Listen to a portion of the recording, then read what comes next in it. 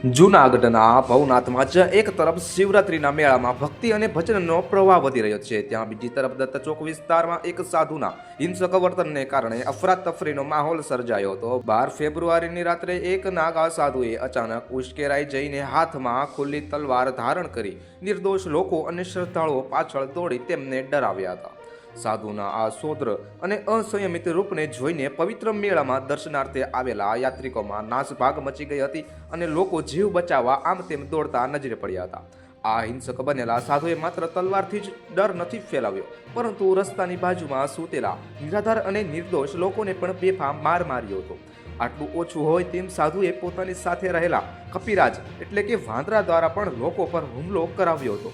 આ કપિરાજે અનેક શ્રદ્ધાળુઓને બચકા ભરીને અને પંજા મારીને ઈજા પહોંચાડી હતી।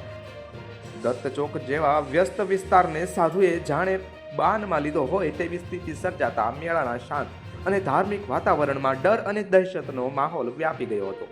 સ્થાનિક લોકો અને દૂર દૂરથી આવેલા યાત્રિકોમાં આ પ્રકારના અશોભનીય વર્તનથી ભારે રોષ જોવા મળ્યો હતો।